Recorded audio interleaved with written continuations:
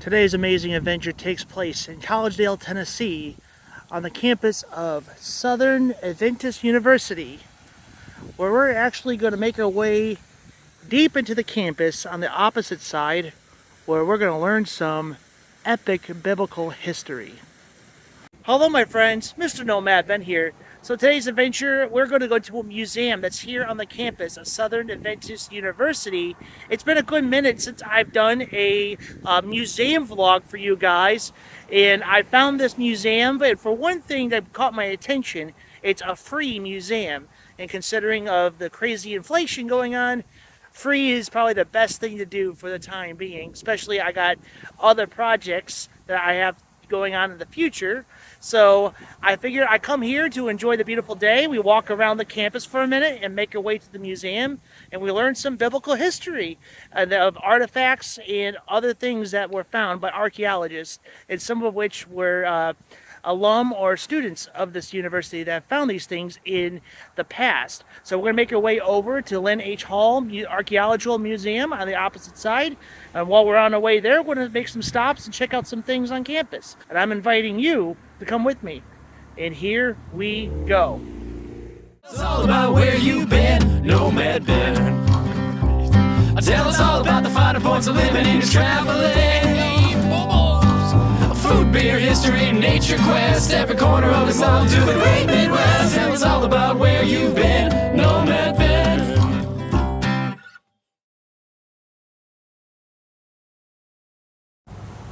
And you're greeted by the Southern Adventist University fountain here. Try to get a good look at the fountain. Look at that. And behind the fountain, you're greeted by the Halsey Wellness Center. I'm going to assume that's where a lot of the students go and work out and get healthy. Just a hunch. But we're going to make our way toward that direction. I'm sure there's plenty of campus to explore over here, but my focus is to get to the other side, to the Lynn H. Wood Museum and Hackman Hall. So we're going to make our way that way, but we'll definitely see some things on the way. Got the administrative right hall over here. I think that's the Thatcher building. That's for the women. And I forgot the name of that one over there, but that's for the men over there. So assuming that's where the students sleep for their dormitories. I gotta tell you, it just feels good just to have a weekend off work and just enjoy this beautiful weather. It's fall in the south, my friends, and gotta take advantage of being out and enjoying some good fall weather.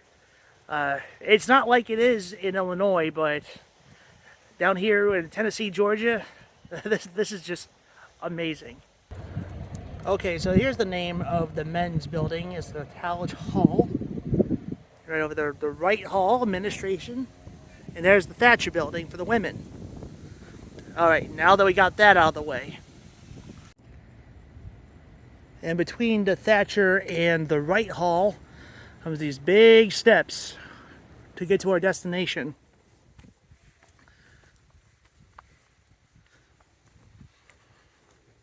Got ourselves a nice little gazebo right over there.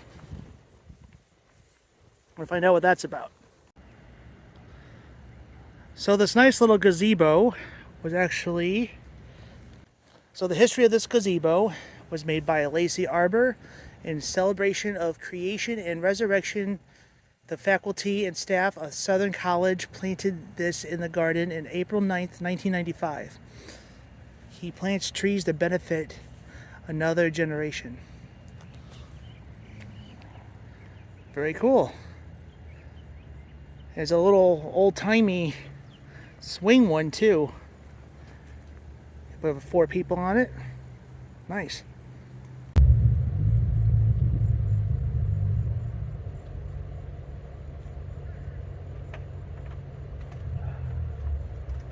You know, I gotta tell you, just walking a campus in general just kind of brings back a little memories for me when I was a student at Oral Roberts University in Tulsa, Oklahoma.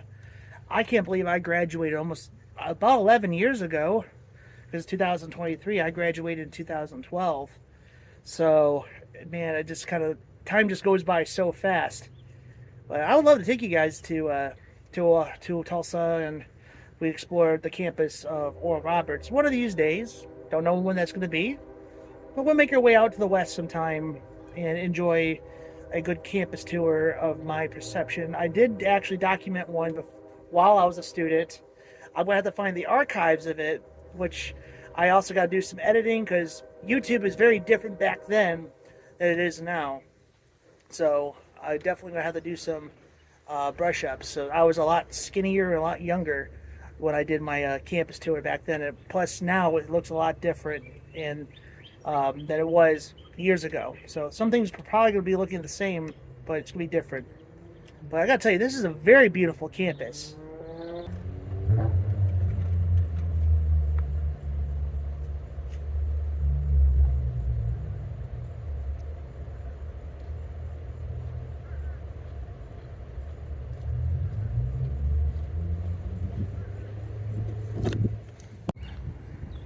I appreciate the little flowers of this garden,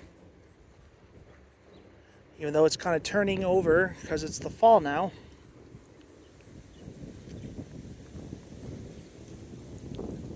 A little strip of land over here.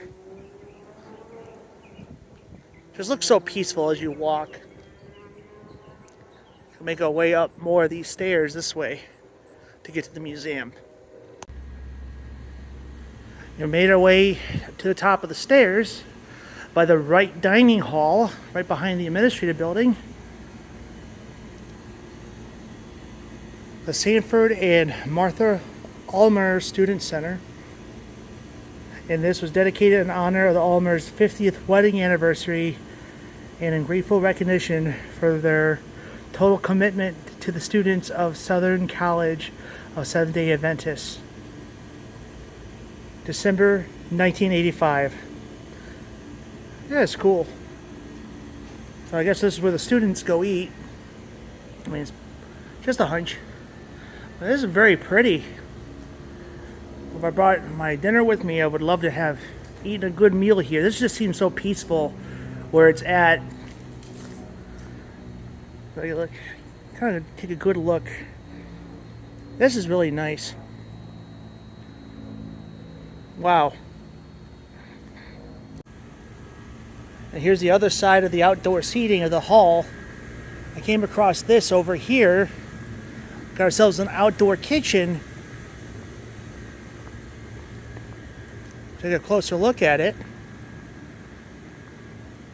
Do a little outdoor grilling for the students.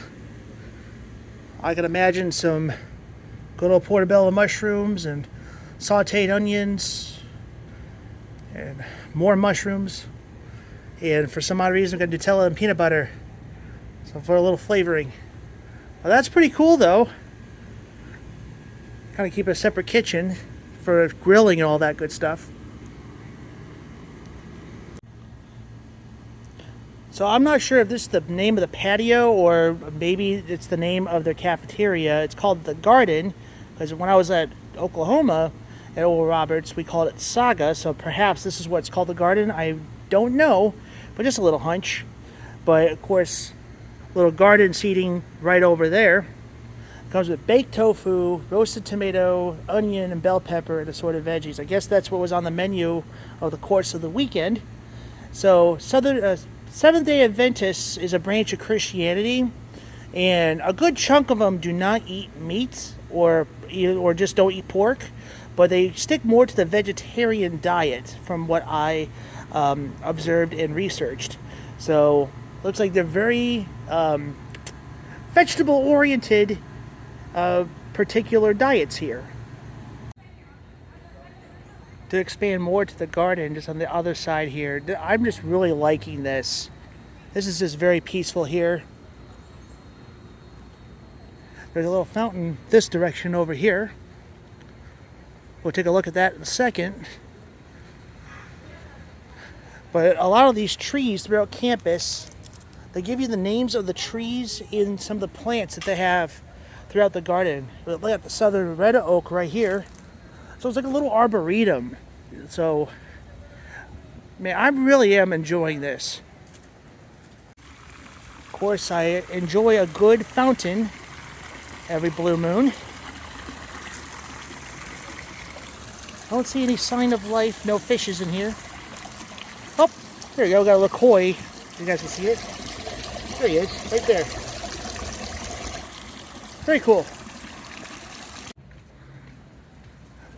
Walking by the Linwood Hall this direction, but I believe Hackman Hall is actually this way to get to the museum. And here we are at the entrance of the Lynn H. Wood Archaeological Museum at the Southern Adventist University. We make our way here. Peace and War, the Assyrian conquest of Lanchis.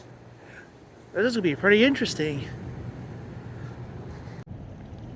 And here's the entrance into the museum over here. And as you check it out in this part of the university, a beautiful little courtyard here. Got a little fountain right here. Pretty nice. The McKee Library, the temporary entrance. As you know, the McKees are the founders of Little Debbie's. Summerall Hall, School of Education and Psychology. Very cool. Alright, let's make our way inside the museum. Considering that the museum is still part of the university, you have to make your way downstairs as you enter the museum. It'll direct you to the Lynn H. Wood Archaeological Museum down this direction. And here's a painting of Earl Hackman and his wife Esther Simmons Hackman in the loving memory of these folks. You know, a little history about them as you could read. As you can see, it's a loving memory to them. And Earl F. Hackman was a chairman and board of the Southern College and president of Southern Union Seventh-day Adventist during the transition from junior college to senior college in 1944 to 48. The science building Hackman Hall, was dedicated in 1951 in honor of Earl F. Hackman. Very cool. And we made our way inside the museum here to the Lynn H. Wood Archaeological Museum. Got the sponsors, Don Elizabeth Wilson, Ron Westman, Leon Slinkler, Jill Taylor, a bunch of good names right there. Get a little more recognition to those who have contributed to this museum. We'll go study the peace and war. Let's do this. And here we are, Peace and War, the Assyrian conquest of Lachish. Little maps of the battles that were fought between Lachish and Judah in Jerusalem. Follow the routes. A little bit of things you need to see here of where to find the routes and the battles that have happened.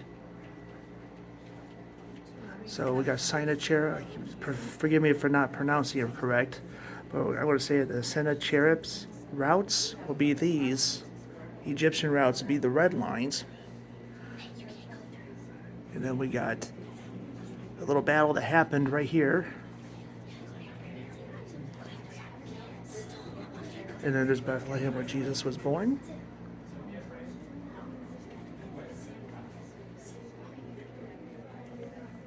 Pause if you want to read. As I'm kind of panning on over. That's cool. Let's make our way this way. The dawn of archaeology in Lachish. Little information on Austin Henry Lanyard, 1817 to 94. That he left London for Asia at age 22 to become fascinated with ancient monuments. So he began hoping to search to find the fabled biblical city of Nineveh, the lost capital of Assyria. So if you know the story of Jonah and the whale, this Nineveh was the city that Jonah had to come to after he was spit out by the great fish. A little bit of historic relics that were found in this excursion. Little papayas with symbols. And I'm going to assume this is just more writing that was founded during the biblical times. A little video of what is archaeology.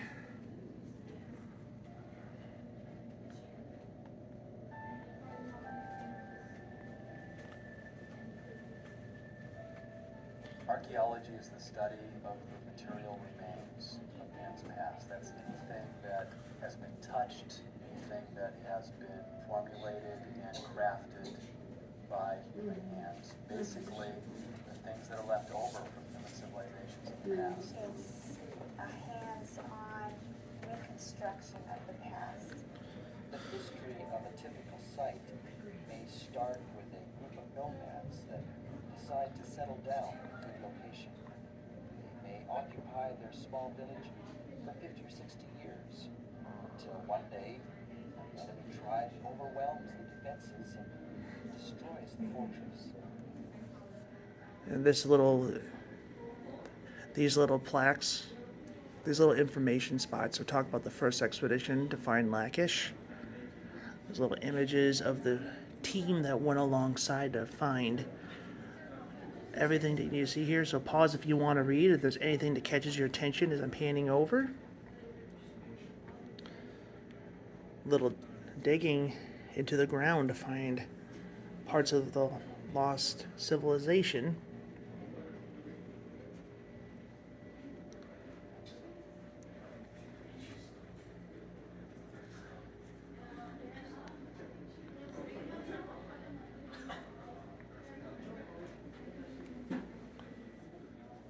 And this information on the second expedition was a short project of only 2 seasons led by Israeli archaeologists at Tel Aviv University. His campaign was interrupted by the Six-Day War in 1967. Finding remains. Very cool. A little information on digging up Lachish. We get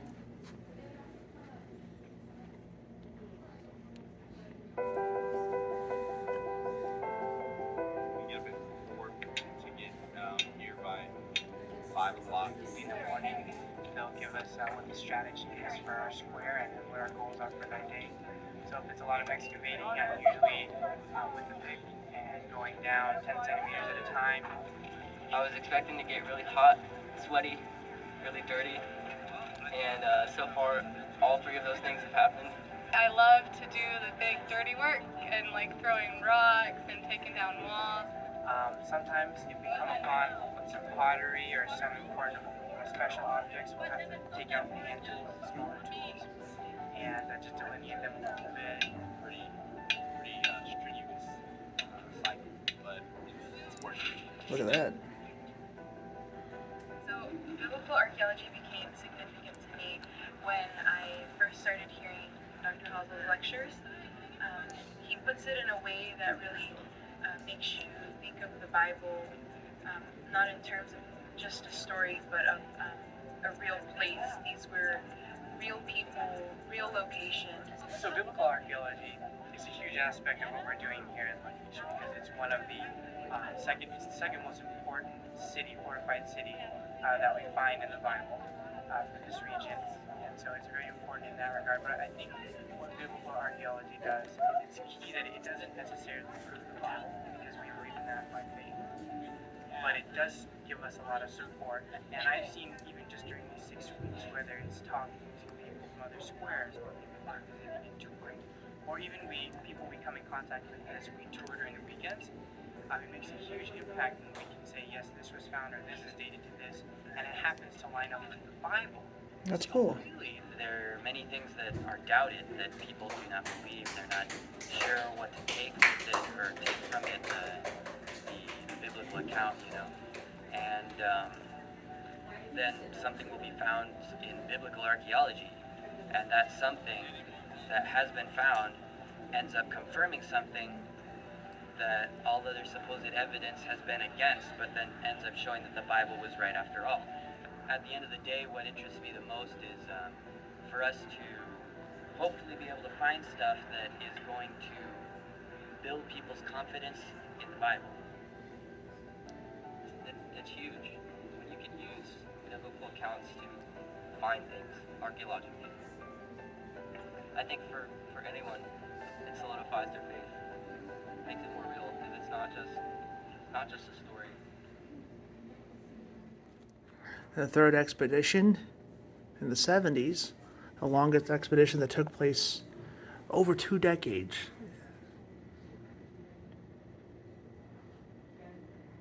This expedition worked to clarify the dating and Palace Fort complex, the largest building in the First Temple or Old Testament period. And this expedition was the first to identify the Assyrian siege ramp. Wow.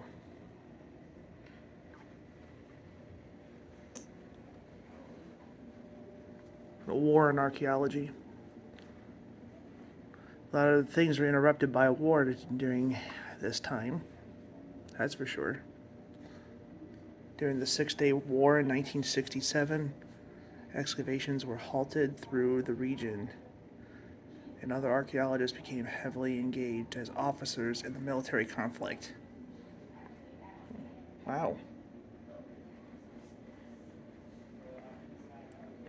And quite recently, the fourth expedition in 2013 to 17, the fourth expedition was led by Yusuf Garfinkel of Hebrew University of Jerusalem, and Michael G. Hassel and Martin G. Killenberg of Southern Adventist University. The expedition focused on the site's northeast area, uncovering the fortification system of the late Bronze Age. Well, they used some drone technology for that one. That's cool.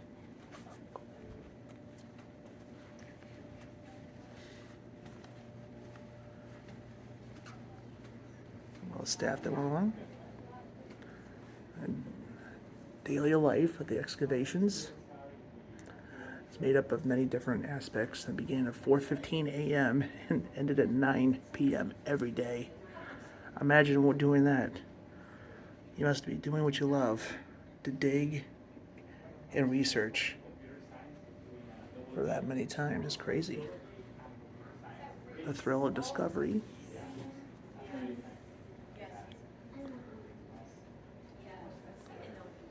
Analytics and publication.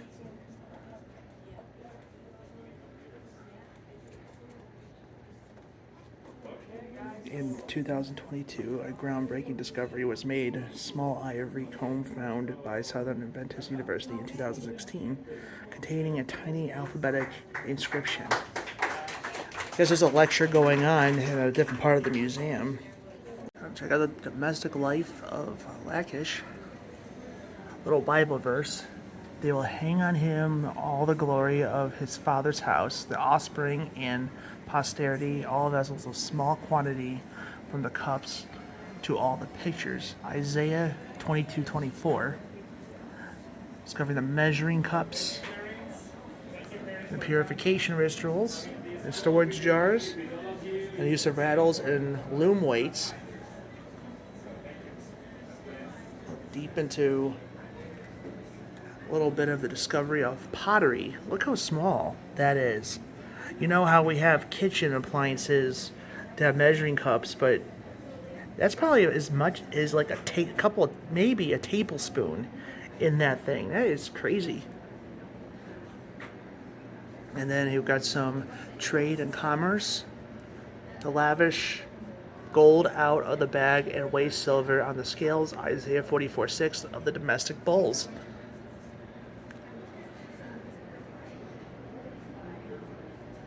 There's the weight of stuff that they used here.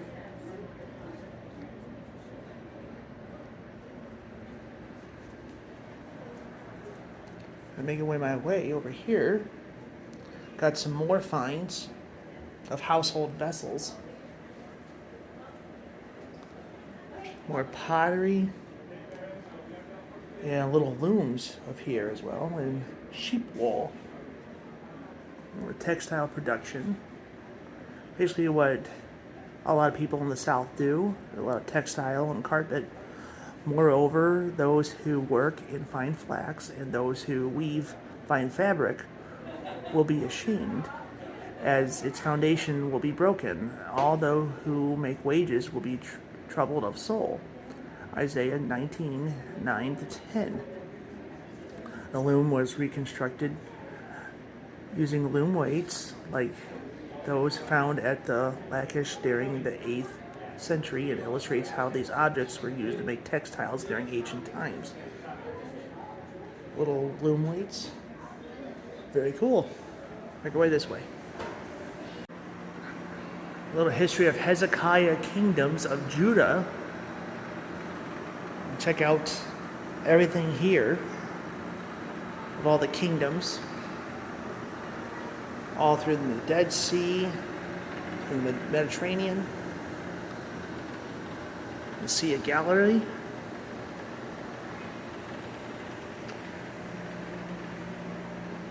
Got some more objects here, types in distribution.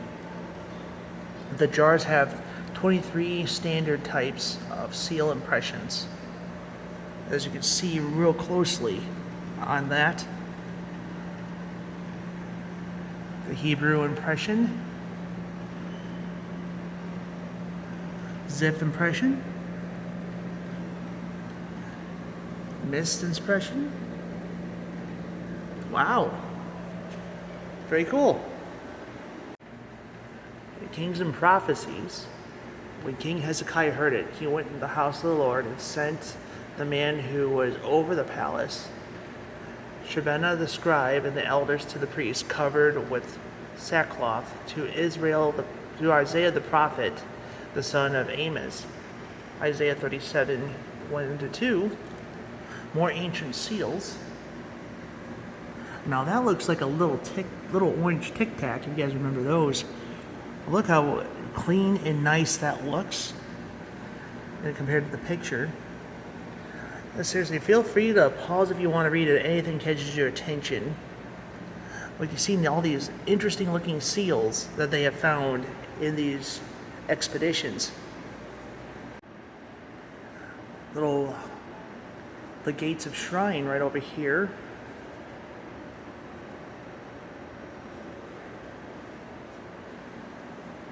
Here's a replica, part of the Gate of Shrine.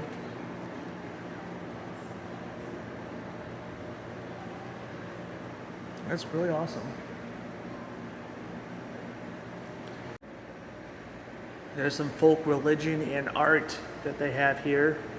The Israelites who were there went out of the town of Judah, smashed the sacred stones, and they cut down the Asher.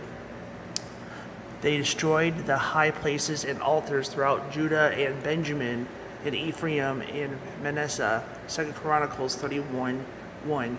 The worshiping of the pagan gods. So basically, these were torn down. The worship of the pagan gods.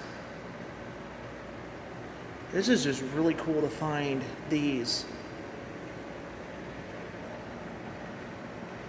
parts here in stone of just proof of the Bible. This is so cool. And with Israel taking the foreign alliances and the kings heard concerning king of Ethiopia, he has come out to make war with you. Isaiah 39. Of course, Israel has made foreign alliances with other countries. Judah and Egypt, and pictures of some of the gods, and here are some of the seals.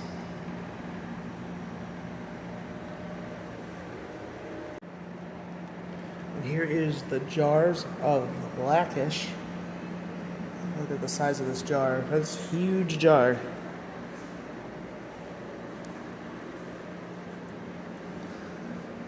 Stamps of the seals somewhere around this jar as well. That is, wow. We could really spend some really incredible. This museum is very incredible, and you can spend a lot of time in this museum. Just lots of information to absorb. And especially if you love Bible history, This place really comes to life here. We had some battles and skirmishes that have happened. This is what was introduced in the beginning of the vlog.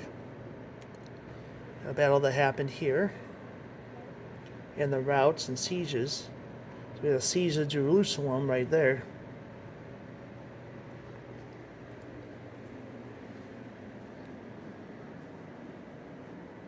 And defending the city.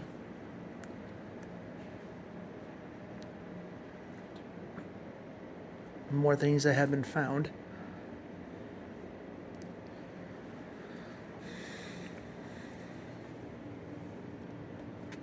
On numerous inscriptions, on clay cylinders, bricks, and wall sculptures, King Sennacherib says, "Thereon I built a palace of ivory, ebony, boxwood, cedar, cypress, and spruce, the palace without a rival for my abode." King Sennacherib, 702 BC.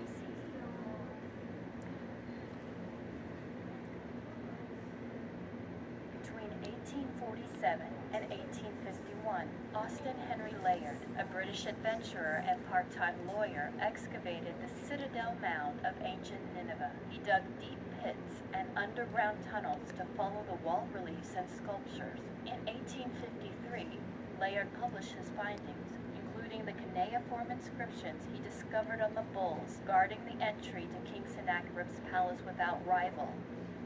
The inscriptions describe the king's third military campaign along the Levantine coast, including detailed descriptions of his siege of Jerusalem, which stunned the world by duplicating biblical accounts of the very same events in Isaiah and 2 Kings, instantly transforming biblical writings from mere stories into historical realities. By 1929, as seen in this RAF photo, the ancient walls of Nineveh are still clearly visible, and much of the old city remained intact. Even the citadel mound shows only the disturbances of the mid-19th century work. By the dawn of the 21st century, the modern northern Iraqi city of Mosul had expanded across the ancient Assyrian capital. The outline of the ancient city remains visible, and the citadel sits isolated in a park. And here's some of the weaponry that they used during the battles. So, infantry slingers, David and Goliath, and they used the defense of slinging stones. You know, this is what the stones would actually look like, from as small as that or as big as that one, to take on their enemies. So stones were definitely used to take on their enemies. As you can learn that in the story of David and Goliath. And of course, more things other than rocks, the archered weapons. Look at all them arrowheads here. So definitely rocks and arrows were used during the fights.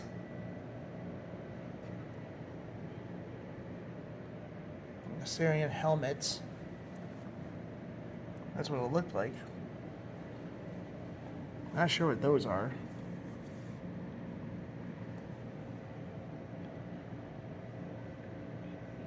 Wow.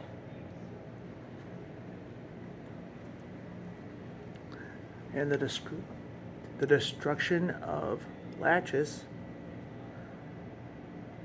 kind of what's left of the burnings of the city.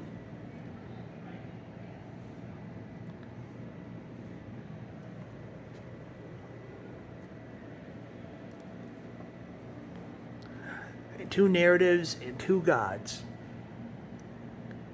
You have heard what the kings of Assyria have done to all the lands by utterly destroying them, and you shall be delivered. Have the gods of the nations delivered those whom have fathers been destroyed? Two narratives and two gods. You have heard what the kings of Assyria have done to all the lands by utterly destroying them, and shall you be delivered? Have the gods of the nations delivered those whom my fathers have destroyed? Isaiah 37, 11 through 12. Gods at war. The war between the nations, also a war of gods of Assyria and the God of Israel. the fragments of fragments of Sennacherib and from Nineveh. Look at all the writing on that.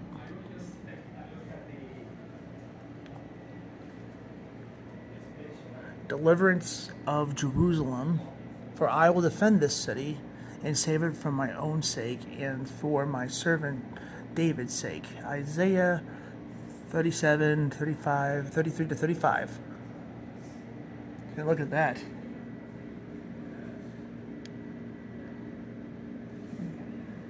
And straight from the Word of God. A Babylon letter described a plot before the death of Sennacherib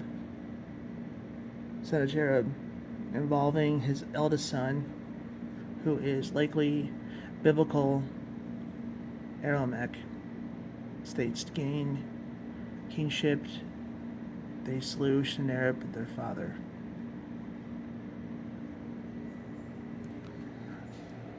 And deliverance of Jerusalem and defeat of the Assyrian army. Pause if you want to read. Anything else you want to read. And the death of the king.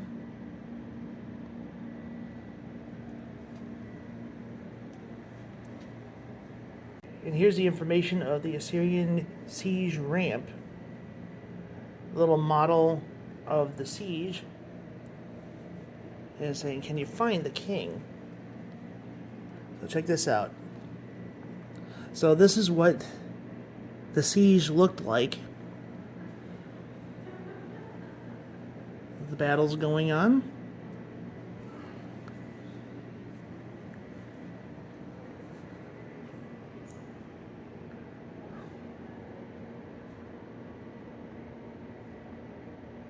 Got more things going on here. Activity in the city as well. I don't know where the king is. Can you guys find the king? I would think the king is in his tent right there. That's a pretty big tent.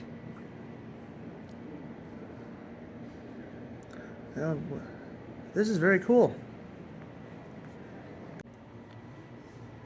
In the aftermath of the Judean captives, the post-battle scenes begin with the captives leaving the outer city gate. They wind around and eventually make their way to the south, where they appear before Sennacherib himself. At the beginning of the top column, Assyrian soldiers can be removing spoils of war, stacks of curved swords, spears, and shields, chariots, furniture, and even incense stand before the king. Go all right here.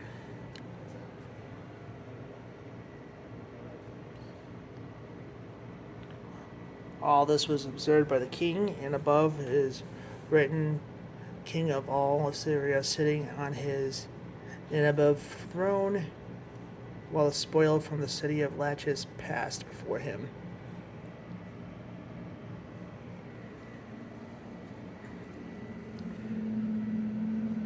The previous videos show King Sennacherib's decisive and destructive Assyrian expansion.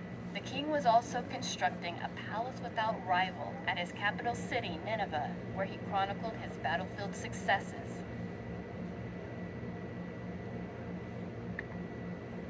Between 702 and 690 BCE, Sennacherib enlarged his new capital city and built palaces and temples on the Citadel Mound near the northwest corner of the city. The inner spaces of Sennacherib's palace without rival were accessible only to family and senior court officials. The immense guardian figures of the doorway, the battle scenes carved on the walls, and the layout of the rooms were planned to remind people of the king's absolute control. For example, this alignment gives the impression of great distance, as each more distant pair of human-headed bulls is slightly smaller to exaggerate the perspective. Centered at the end of this passage are wall reliefs depicting Sennacherib's destruction of Lachish. The king thus used the battlefield successes as a warning to his family and inner administrative circle. The events shown here took place in 701 BCE during the king's third campaign along the Phoenician coast and against the cities of Philistia and Judea. during which he defeated the Egyptian army and laid siege to King Hezekiah's Jerusalem. Isaiah chapter 36 chronicles this siege, and Sennacherib's successes are recounted on stone and clay cylinders and prisms found at Nineveh, providing unique correlations among the biblical texts, contemporary Assyrian documents, and excavated evidence. Here, rows of Assyrian archers, slingers, and spearmen move toward the city. Lachish is situated on rocky terrain and depicted with a double set of walls with turrets and battlements with square windows. All these features have been verified through excavation at Lachish itself. As townspeople flee the city down the roadway leading from the town gate, Lachish is attacked by Assyrian siege engines and ramps. This huge ramp has actually been found against the walls of the ruined city. Judeans walk camels and Assyrians take spoils toward the right. These reliefs show both the battle and its aftermath, during which prisoners, deportees, and captured goods are being brought before the enthroned king. The scenes are carved as if seen from the neighboring hilltop, where Sennacherib strategically built his encampment. While Sennacherib oversaw the destruction of Lachish, his representatives left for Jerusalem in Isaiah 36:2. And the king of Assyria sent Rabshakeh from Lachish to Jerusalem unto King Hezekiah with a great army, and he stood by the conduit of the upper pool in the highway of the fuller's field. These unpleasant scenes show deportees leaving the city, while unfortunate members of Hezekiah's local ruling government are being tortured. The cuneiform inscription tells us, Sennacherib, king of the world, king of Assyria, set up a throne, and the booty of Lachish passed before him. Another line of text reads, Tent of Sennacherib, king of Assyria. At the foot of the hill, the king's chariot awaits, along with a line of soldiers and booty that includes symbols of state, such as the governor's throne, his chariot, and scepter. It's perhaps from this campsite throne that Sennacherib received the message sent by Hezekiah, then huddled in a besieged Jerusalem, and mentioned in 2 Kings 18. Thus, these reliefs link together famous people and deeds chronicled in the Bible and corroborated in Assyrian inscriptions, while giving vivid imagery to the actions there described. Well, that was pretty interesting information to learn about the battles. That was pretty cool. And I'm making my way out. I'll try again. Well, that was very cool information about the battles of Lachish. I'm making my way out of the museum, being greeted by more Bible verses in the book of Isaiah. He shall not come into the city, nor shoot an arrow there, And before we leave, here's something greeted by this passage in Isaiah. He shall not come to the city, nor shoot an arrow there, nor come before it with shield, nor build a siege mount against it. By the way that he came, by the same shall he return, and he shall not come into the city, says the Lord. For I will defend the city and save it, for my own sake and for my servant David's sake. And establishing the legacy of Lynn H. Wood.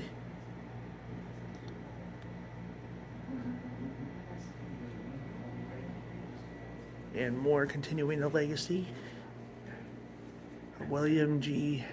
Denver.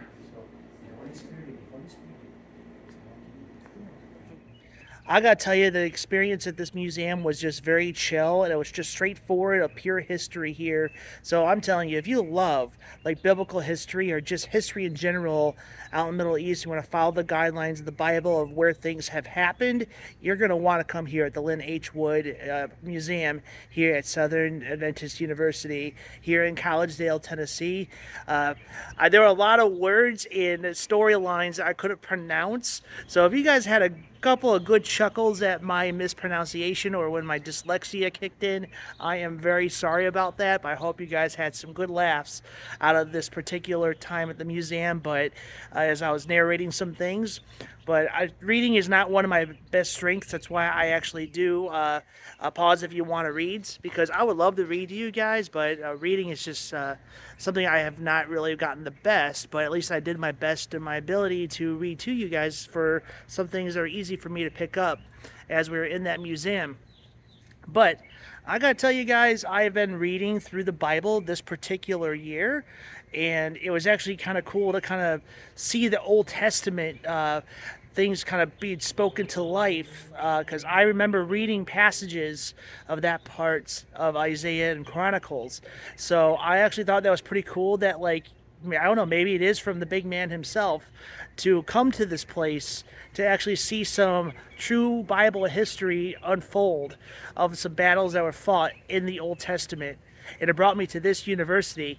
So I thought it was pretty cool just to come here, because I've been wanting to do a museum for quite a while. I haven't done anything since the Bigfoot Museum when it comes to actual museums. So this was actually a really cool museum and a really beautiful campus as we explored as well. So I hope you guys enjoyed this adventure. This was a lot of fun to do, just to learn Bible history and just enjoy this beautiful Saturday as I'm filming this. I have been working so many weekends, so I haven't had time to really just enjoy a beautiful walk on a beautiful campus. So those who enjoyed this vlog, please give this video a thumbs up, shows that you cared and enjoyed yourself. And you guys know what to do. Subscribe, follow social medias, whatever you guys want to do to contribute more to the channel. I hope you guys enjoyed this particular chill but very educational and historic vlog here at Southern Adventist University in Collegedale. I'll see you guys in some future vlogs. Eat well and keep your mind walking. I'll see you guys later. So right outside the Hackman Hall where the museum is at, as I was leaving the campus, I came across this old-timey clock of the Southern College of 1892. And it's a little past 5 o'clock. So I say it is about dinner time. Now here's something you don't see very often. Outdoor seating. And I see a little whiteboard over here, so for outdoor lectures. That is really cool. Here's something you don't see all the time. This is a very interesting group of statues here. I'm assuming that's supposed to be the representation of God. And it looks like an act of worship going on here. I want to assume that's David, giving his glory and his worship to the One Most High.